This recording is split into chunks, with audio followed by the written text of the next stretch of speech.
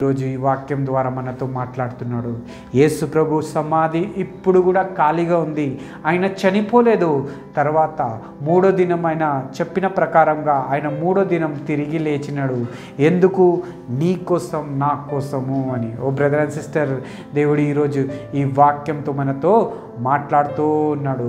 ఈ విషయానికి సాక్షి ఎవరు అంటే దూత ఆ ముగ్గురు స్త్రీలకి చెప్తున్నాడు, మళ్ళీ మీరందరికీ చెప్పేయండి, యేసు ప్రభు ఈ సమాధిలో లేడు, యేసు ప్రభు తిరిగి లేచినాడు అని. ఓ బ్రదర్ అండ్ సిస్టర్, ఆ ముగ్గురికి తెలిసింది. ముగ్గురితో పాటు అక్కడ కావల కాస్తున్న సైనికులకు కూడా ఈ విషయం తెలిసింది. యేసు ప్రభు సమాధిలో లేడు, సమాధి నుంచి బయటికి వచ్చేసినాడు, ఆయన మూడో దినం మళ్ళీ తిరిగి లేచినాడు అని ఈ విషయం సైనికులకు కూడా తెలుసు. ఓ బ్రదర్ అండ్ సిస్టర్, దీనికి సాక్షులు ఆ సైనికులు కూడా, అక్కడ నిలబడి ఉన్న సైనికులు కూడా ఈ విషయానికి సాక్షి ఆయన తిరిగి లేచినాడు అని. ఓ బ్రదర్ అండ్ సిస్టర్, కానీ ఎప్పుడైతే ప్రధాన యాజకుల దగ్గర వాళ్ళు గంతులేసుకొని ఎగురుకుంటూ పోయినారో చెప్పడానికి, యేసు ప్రభు తిరిగి లేచినాడు, సమాధిలో లేడు అని చెప్పగానే ఆ యాజకులు వెంటనే భయపడ్డారు, వణికిపోయినారు. ఎందుకంటే భయమైంది వాళ్ళకి. మేమే సిలువ వేసేసినాము, మేమే ఆయనను చంపేసినాము, మేమే సమాధిలో పెట్టేసినాము, ఇప్పుడు తిరిగి మూడో రోజులు తిరిగి లేచినాడు అంటే జనాలు అందరు చంపేస్తారు.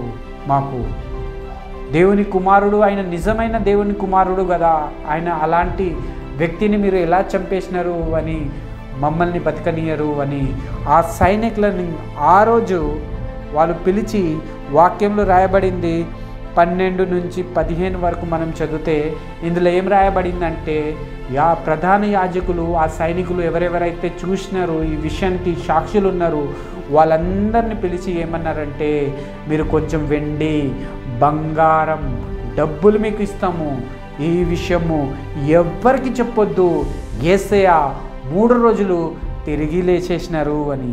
ఈ డబ్బు తీసుకోండి, బంగారం తీసుకోండి, వెండి తీసుకోండి, కానీ యేసయ్య తిరిగి లేచిండని మాత్రము ఈ విషయం మాత్రం ఎవ్వరికి చెప్పొద్దు అని ఆ రోజు సైనికులకి యాజకులు కొనుక్కున్నారు. సైనికులు ఆ డబ్బులు తీసుకున్నారు. ఆ డబ్బులు తీసుకొని, వెండి బంగారం తీసుకొని యేసయ్య ఆ రోజు తిరిగి లేచినాడు అని ఎవ్వరికి చెప్పలేదు. ఓ బ్రదర్ అండ్ సిస్టర్, అందుకే యూదులకు కూడా ఇంతవరకు తెలియలేకపోయింది, యేసు ప్రభు ఆయన దేవుని కుమారుడు, యేసు ప్రభువే ఈ లోకానికి రక్షకుడు, యేసు ప్రభు రక్తమే ప్రతి పాపంని క్షమిస్తుంది, కడుగుతుంది అని ఆ విషయం ఇంతవరకు యూదులకి తెలియలేకపోయింది.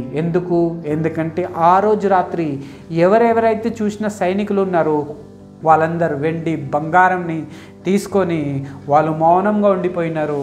ఎవ్వరికి చెప్పలేదు యేసయ్య తిరిగి లేచినాడు అని.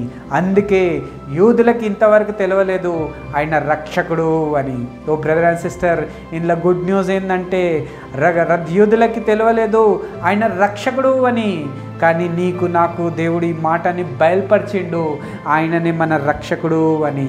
ఈ దేవుని కుమారుడు ఆయననే మన రక్షకుడు, మన కోసం ఈ లోకానికి వచ్చిండు.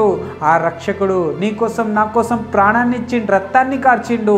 ఆ రక్షకుడు ఎవరో కాదు, యేసయ్య మన కోసం తిరిగి సమాధిని జయించి మళ్ళీ తిరిగి లేచినాడు. ఆ యేసయ్య రక్షకుడు. ఓ బ్రదర్ అండ్ సిస్టర్, యూదులకి తెలియలేదు, కానీ మనకి తెలిసింది ఈ విషయం, ఈ గుడ్ న్యూస్. ఓ బ్రదర్ అండ్ సిస్టర్, దేవుడు ఈరోజు ఈ వాక్యంతో మనతో మాట్లాడుతూ ఉన్నాడు.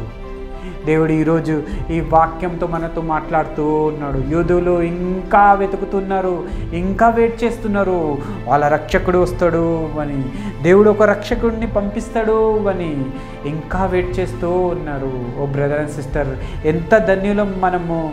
వాళ్ళకి తెలియని విషయము మనకి తెలిసింది. ఓ బ్రదర్ అండ్ సిస్టర్, దేవుడు ఎంత ప్రేమగల దేవుడు అంటే ఆయన సొంత ఏర్పరచుకున్న ప్రజలకి తెలియనీయకుండా చేసిండు.